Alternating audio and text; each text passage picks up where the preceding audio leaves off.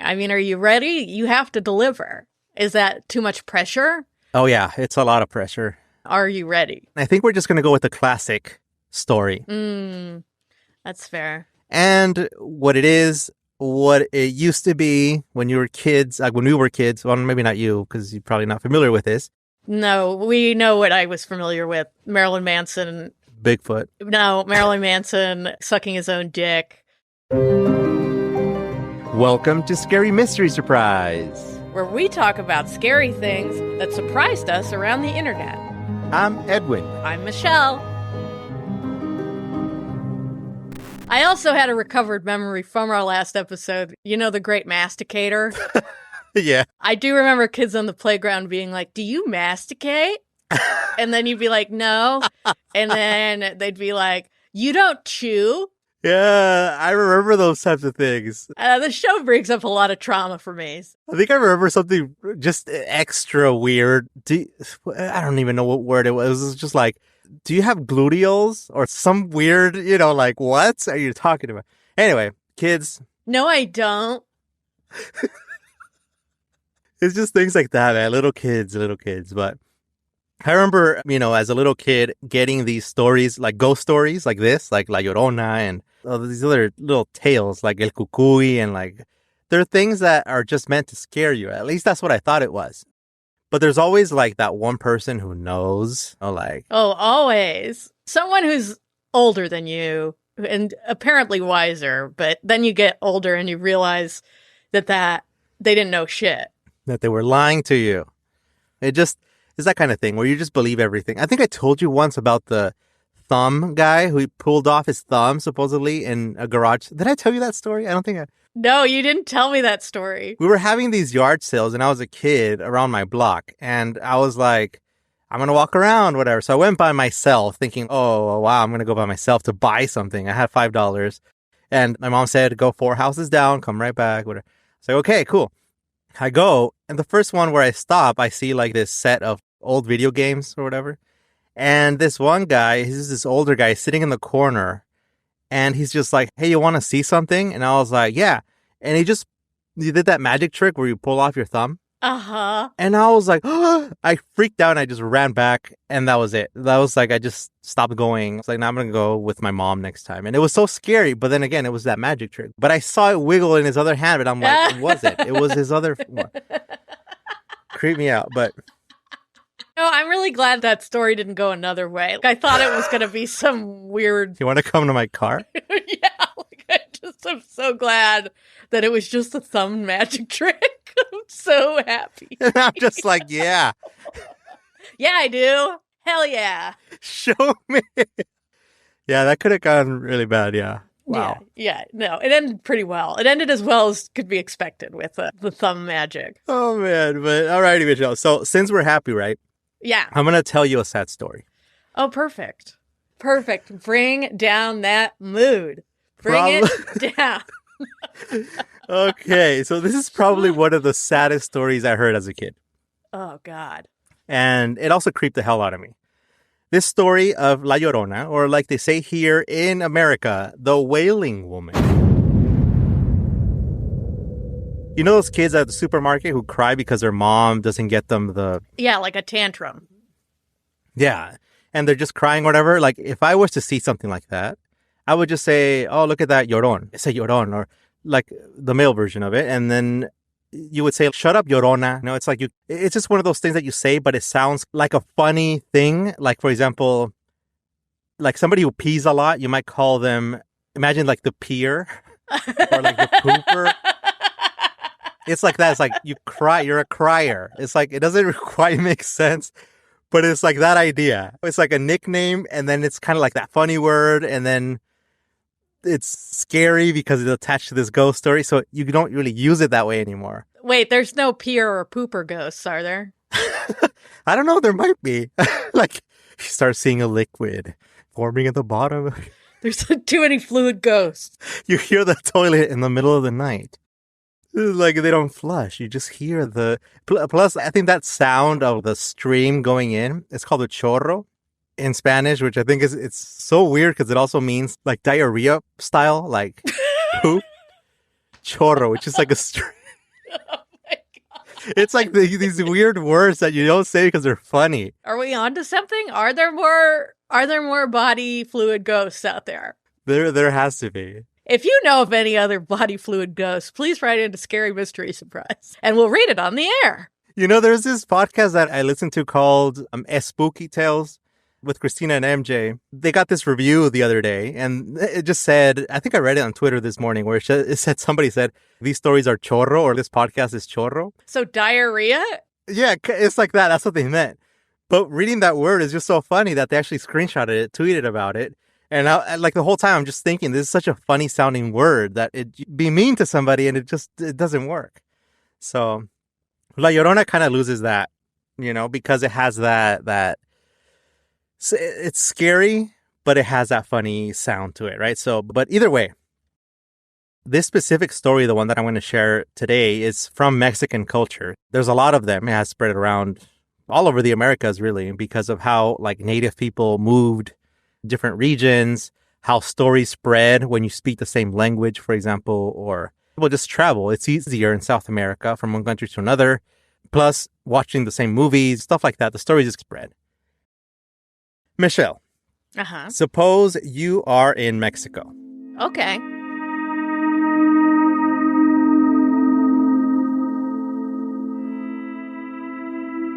And let's say you're a kid. Okay. And you're in one of the central states, the middle-ish part of Mexico. Wait, in this fantasy, do I know how to speak Spanish, or am I still Washington, Michelle? You do. Oh, okay. Okay. You speak Spanish, and your name is now Micaela. Okay, that's fine. You live in Dolores Hidalgo, which is one of the pueblos mágicos, which is like a magic town. It's kind of like a tourist push that they have in Mexico. Ooh, yeah, super, super cool. Love it. I'll live in a magic town. Yeah, you live in one of those. You live in Guanajuato, the Guanajuato area. Okay. And they have ghosts, right? So I think that's what makes this super, super Perfect. cool. By the way, Guanajuato is known for like really creepy things. We should probably do a thing on that. Yeah, we should. I've never heard of it, so we absolutely should. They have mummies, like something in the dirt. And we'll get into it later. But That's what? This is like how you teased La Llorona for, I don't know, months. And so now you're going to tease that other state with the mummies in it in Mexico? It's a very interesting spot that Micaela is living in. Oh, yeah. Micaela is digging her surroundings so far. She's very into this. So, Micaela, you're with your family. Your parents are home from work, and you're doing something for school.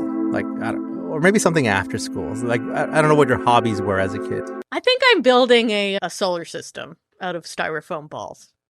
So you're building a solar system. You have some unfinished basket weaving works on your right side. The sun has set. The fire in the outdoor kitchen is slowly dying down. So it might get cold at night, so you wonder, should I go get some more logs and sticks to keep the fire going? Or should I just burn my basket? Hey, there you go. Is that not what I'm gonna do? Oh, okay. Okay. Never mind. I was gonna say, or like, do you risk it and risk getting yelled at by your parents because you didn't do it on your own? Which happens down there. Like, you're supposed to take care of that fire. So you decide eventually you're just gonna get the wood. And here's the reason why you're hesitating, right? To get to the stack of wood for the fire, you need to go across your yard and into a tiny shed. And that's where it's stored to keep dry from the rain.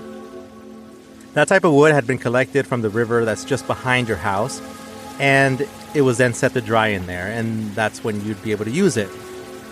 So, getting there, the dark, that's what you're afraid of. Naturally. I feel like that's a logical fear for me to have. Like imagine a regular backyard here in the U.S., but it's just completely dark because there's trees and like... Oh, I grew up in a foresty backyard. If I had to go to the back of the yard to get firewood at night, forget it. I would have been like, no, my parents can go to hell. I don't give a shit. The rebel Michelle. This is Micaela. Micaela's not a rebel. That's true. She's very dutiful. She's being a dutiful daughter. You see, the kids from around the school and around the town in general, they have talked about a ghost that appears at night. It's a woman who wears a long, glowing white dress and roams along the rivers looking for her children. If you hear her up close, that means that she's far away. But if you hear her from afar, Oh, fuck.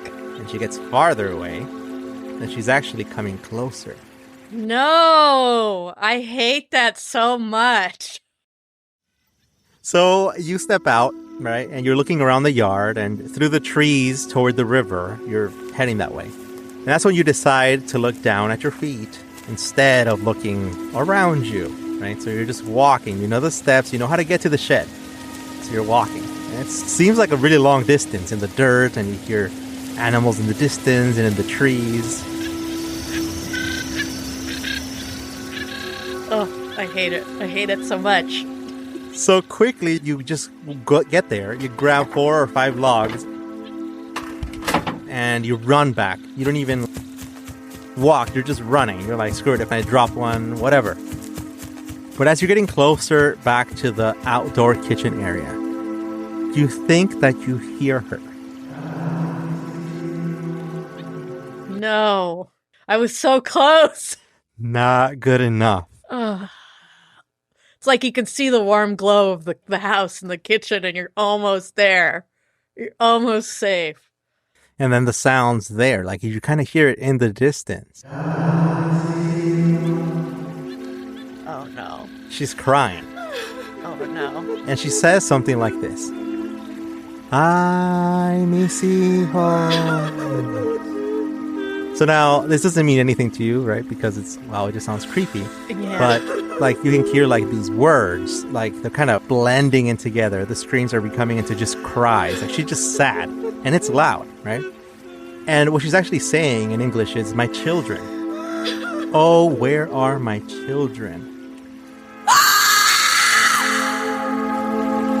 You basically, this is going to be a cliffhanger. We don't know if you made it or if you... Oh, no. You're just going to leave me suspended in the dark and I will never know if I make it or not? No, let's just say that you made it. You went inside, you kept the fire going. Beelined. And then I was like, I'm never going out there again. Fuck you, Mom and Dad. Fuck you. We're getting a heater. We're getting an electric heater. Why do we even have a fireplace? Why? Why did you make me do that? You turn into a rebel, start listening to rock. Dye my hair. All sorts of things happened after that incident. You change your name to Michelle. Yeah, I changed my name to Michelle. I moved to America. I learned all about Marilyn Manson sucking his own dick and how to masticate. And that's my origin story. Oh, man. That's how the legend goes, right? Like, children telling others about watching for this ghost that roams around the streets, that they swear that an uncle of theirs has seen it, and one kid, usually the weird one, telling you that he knows. He might even, like, just make it up and say, oh, I actually spoke to her and found out the real reason, but I'm not allowed to tell you. You know, it's that kind of person. That you have to be cool, and then he'll tell you. Even though he's the weirdest one of all. Yeah. That he swore he's not going to say anything. Just keep your secrets, weirdo. We don't want your secrets. Get out of here. Just get out of here. Well, I used to walk to school when I was a little kid. I was like 7 or whatever. And I used to walk back sometimes with a couple of friends who lived in that same complex. And one of them said that one time when we were passing by, he heard the devil singing a song. And I believed it for some weird reason. I'm like, come on, man. I'm 7 years old. I should be better than this. But I still believed it. Cut yourself a break for being 7. What song was the devil singing? I'm just curious about... I don't know. Actually, I remember the lyrics that he made up for it. Uh-huh. The translation, it was just literally, I am the devil, and the devil is the best. Like, literally, I want this recorded because literally he said, the song said, El Diablo es... I never told anybody this. Oh my God, that's making me... But I wonder why that hasn't left me since. Well, because it's fucking hilarious, but also The devil has access to anyone and everyone. He's not gonna go to like, I don't know. He's not gonna go get Paul McCartney to write him a better song than that. Come on, what the fuck? That is a 7-year-old's brain. My God, Enrique, if you're listening to this, we're calling bullshit on your devil song. Oh man, but I remember like him telling the story, in the playground, and we would get a little circle going. It would be like, yeah. And then they would ask me, like, did you hear it? I'm like, no, but I want to. I pass by there every day or whatever. Oh, man, that's hilarious. But yeah, the devil has access to every and all artists that have ever existed. Why on earth would his song be so... Like, it would be like 1-800 Cars for Kids or something like that. Like, it would just be that. Maybe it is. Maybe it's that catchy. It's never left your head. It's just, it's the eternal jingle. The eternal jingle. That's it. Wow. Ooh, the greatest trick the devil ever played was the eternal jingle.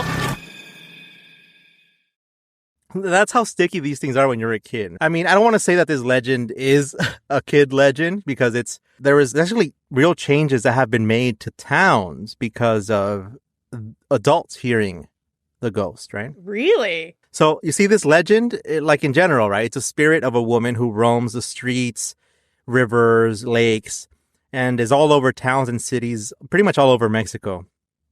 And she's crying over a crime that she committed. And that's the murder of her own children. So there isn't a single story. These get adapted to where you are. And I think the main story that surrounds the tale, for example, in Mexico City, is this one. And this is actually written, right? So, cuenta la leyenda a mediados del... And then insert some type of fancy, like, live translation here, right? So, oh, okay. Legend has it that in the mid-16th century, or mid-15th century, during the nights with the full moon, the neighbors of Mexico City would wake up and suddenly hear the loud cries of a woman, one that would scream, "Oh, my children." The figure was dressed in white with a veil that covered her face while she roamed the streets of the city heading toward the edge of a river, where she would disappear. They say that the woman, upon being left by her husband, decided to drown her children in the river. Ever since, she cries over what she did, grieving and restless in regret as she roams the streets of the city. There are people who confirm that even today, you can hear her sad cries. Back in your town, right? Let's go back. Micaela here. She's back. And you're back in your town, Dolores Hidalgo, in Guanajuato. And that's what people were going through, right? This is real, right? They suspect it was around the 1850s or even before. Very first recorded record of this was actually in 1850, but they were saying the citizens of this town were complaining that they would hear the sounds of cries in the middle of the night and they would wake up. Oh, God. And it was such a big thing that they actually brought people from the Vatican and they tried to do an exorcism to try to get the ghost out of the town. Priests from neighboring towns were coming by. They were like, what is going on? Why do people keep complaining about this? What is it? So they were like, okay, we got to do something.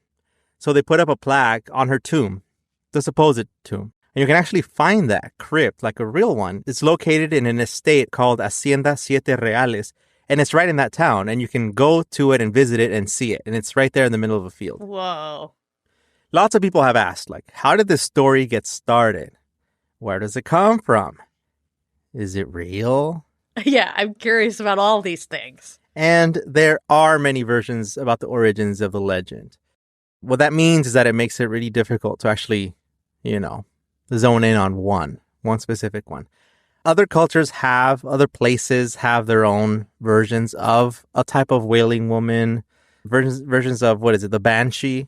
I don't know if you're familiar with that. Yeah, Irish banshee. So, like I said, there's too many versions of this to actually zone down, but I think the most accepted one is the one that comes from Bernal Díaz del Castillo, who was this guy who was part of the Spanish conquest of the region in Mexico area, what we now know as Mexico. He told the tale of an indigenous woman who was the lover of a Spanish horseman. She wanted to be legit with him, like, make it a real relationship and not just like we're talking or whatever. She wanted to go official. He was like, nah, I have higher status. No, he's a Spaniard. What a fuckboy. Telling you. But supposedly she had kids with him already. And it's still not official. So she went a little nuts when she was rejected, basically. And one night she woke up her kids. It was in the middle of the night. And they're like, hey, wake up, let's go. I have to show you something. Took them to a river. They were young enough to be gullible to go into the river. And that's where she drowned them. And then she was like, oh no, what did I do? Darn it, like I shouldn't have killed them. Like, why? They didn't do anything. And then she started calling for them. That's it, they were gone. So, several versions of the story. She looks for the bodies of her children along the river and can't find them. The other one is she's just regretting, like she's holding on to her babies and she's, what did I do? Another one is she killed them, buried them, and then she's still regretting it, like, I killed them. All these little versions of the story. Does she wander around with her children, or she's just always looking for them? No, she's by herself, like she's just a ghost. The rumor has it that this story that Bernal was talking about was about Hernán Cortés, one of the conquistadors. Ah, yep. And La Malinche. Bernal lived among these people. Like, they were in that same circle. So, knew them, lived in the same area, and they knew each other through the Spanish conquest. Plus, that woman was bilingual, so she was translating for them, and she was, known around the area. They say that her soul was doomed once she died because she was not forgiven for what she did to her children. And she now appears around bodies of water searching for them. But the story is so deeply woven into all of Mexico and their generations of people that even your parents will use the ghost story to tell you that if you misbehave, she'll come to get you. Our favorite parenting technique, paranormal threats. The podcast. Parenting by Paranormal Threats. Coming this fall. Even your grandparents will tell you that, yes, she's real. And they probably have a story about an encounter with her. Could it be true? I guess grandparents always have a way to make it seem true, right? To make everything seem true.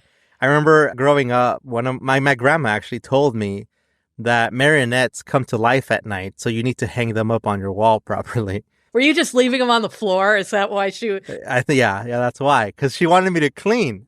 I understood this later, right? She said that they stand up and then they try to look around to a place to cling to. Oh, that's a horrible story. Yeah, imagine this. And the way she said it, she was like, and a thing to cling to. And then she like stretched out her hands and put them like around my neck. And I was like, they're going to grab me. Like, so I was like, yeah. Grandma. That's my origin story right there. This is why. Imagine. Grandma told me a puppet was going to strangle me to death, and now I do a paranormal podcast. That's what happens. That's the thing. All these things are true. I think like this is like a weird therapy podcast for me. I get it. You get to talk about your devil jingle. You get to talk about grandma's strangling you with a puppet or whatever's going on there. It was the creepiest thing. Plus, by the way, I think some people might relate to this. Like, they might know what this is like. When I was visiting Mexico, like even like this past month or whatever, whenever I went, there's a different feel to it, knowing that it's a little bit wilder. It's different. It's a different feel. And I think that when you hear a story about, La Llorona, and literally outside of your window is just completely dark, you don't know what's out there, it gets you. Like, it really, it gets you. The stories of the actual origin to where it comes from, no matter like where I search, people who, like historians, they look up actual research, like deep ones, they also come back to this Hernán Cortés story. The same idea, in combination with these tales of dread. Whenever there is a huge change in society, for example, now that we have the virus or whatever, there's all these new fears that get unlocked, or we also start spreading stories a little bit different. Like we switch things around. And around that time when the conquest was going on and they were trying to figure it out, what are we going to do? Like Mexico was so far away from what they call the motherland, Spain, and people that live there, you already have generations of mixed children, right? Like as in like you have their parents are from Spanish and native descent, and they're developing their own culture. So there's a lot of changes, a lot of things. Obviously, people start spreading stories. Things get lost in translation. New legends from Europe start spreading in Mexico. You have all these new fears, all these new monsters coming up. So it started developing into this that really cemented it down. But I think La Llorona is one of those stories that has such a ingrained, what do you call it? It's such an ingrained story that you grow up with it. Your parents know about it. Grandparents know about it. Children, they're gonna know about it. That it's like a culture on its own. I think Mexico's doing a really good job in grabbing onto it. They're using it to their advantage too. They're like, you know what, we're actually going to celebrate this. We're going to make movies about it. We're going to tell stories about it. We're going to include her in our legends and include her in our tours. All that stuff. Obviously, you're going to get a lot of fake stories because of it, but also like it's keeping it alive. So I think that's a good part. But anyway, as you grow up, Micaela, you also start sharing that story around because it was weird. It was weird. And now I got to traumatize kids too. That's your reason? Yeah. You got to traumatize. It happened to me. All kids should be warned. Also, don't listen to your parents. So you start sharing it around because it will always gather a group of people to tell their own stories and share their own encounters after you tell it. One of those things where, did you know that I saw La Llorona the other day? And it's all of a sudden, everybody's, oh, really? Like, I actually heard a sound. And they tell you of their stories, and it just gets that circle going. And then you start hearing about their own encounters or the encounters of their uncle's friends, brother's mistress, all these other people that have encounters with this ghost. And we unconsciously keep a part of all of that alive. The history of conquest, a tale of grief, and a simple ghost story that became so much more than that. Ooh, that was good. That's the story of La Llorona. Ta-da. I love it. And my favorite character was Micaela. There's a lot of problems I have with, I think, the parents in this story. I think I have a lot of It's like the parents' fault. Yeah. And then I was almost kidnapped by a ghost. We need to call CPS. So La Llorona doesn't, like, take children, does she? She just, like, cries mournfully. Yeah, that's what she does. And they say that, like, she might... Obviously, one of those tales is that she finds kids out on the streets at night, and then that's where you got to go into your house. That's where you got to not stay out too late, because she might grab you thinking that you're one of her children, or she might take you and drown you. Or there's so many different stories that go along with it that it can just morph pretty much into anything. She can also be like one of those warnings for drunks, people who are out on the street and they're just like passed out like drunk. Several of these stories, actually one of them that I found was about this drunk guy who was coming back from the bar, like early hours of the morning, and he saw a ghost. And the ghost was wearing a white dress, and all of a sudden she opened her mouth wide and just said, "Ay, mis hijos." Like, oh God. It's not like this. It's sad. It's a sad cry, but it's extreme. Like, it's supposed to be this loud, like you're restless, you're angry, you're sad. It's just like, like you're mourning, but like in that evilish way. There's some rage behind it. This drunk guy, also a drunk guy, had an encounter, saw her, and then he told people about her. And then those people that heard the story got taken by La Llorona. Oh, that's got like a tinge of The Ring to it. You hear the story, you only have so many days to tell the story before you're taken. It's like that. You can change it. You can change the story. That's why I like La Llorona. There's other monsters. They call her a monster even though she's not. She's a ghost, but we're going to argue. If you want to argue with me, send us an email. Edwin's ready for a fight, clearly. I'll gladly argue. But anyway, that's the story of La Llorona. Hopefully you can pronounce it now. Michelle, La Llorona. La Llorona. La Llorona. La There it is. Llorona. La La Llorona. Llorona. I did it. It only took us half a year. La Llorona. La Llorona. La Llorona. There it is. I did it. Now we've finally done the episode. There it is. There it is. I was actually practicing before we recorded today. I was like, La Llorona. You're going to hear in the recording how many times you mispronounce it. I just let it go. I say you keep it in. La Llorona. La Llorona. I mean, I was trying. La Llorona. Yeah, that's good. That's good. Yeah, You got it. La I think you got it. Llorona. Yeah, look, I tried. I don't have a head for languages or music. Anyway, all right. So if you have an idea for us or something that you want us to talk about, send us a message, a DM on Instagram at Scary Mystery Surprise. Give us a follow. Also, make sure to tap follow on the podcast too, because people, that people miss out on new episodes because they don't know that there's a little plus sign on their app sometimes. Just do it. We're waiting. We'll wait. Yeah, just go do it right now. We'll wait. So, what are we talking about next week, Michelle? I don't know, but I guess it'll be a surprise. Ah, dang, again. I'm kind of getting used to it, so. Yeah, it'll be fine. Anyway, bye, guys. See ya.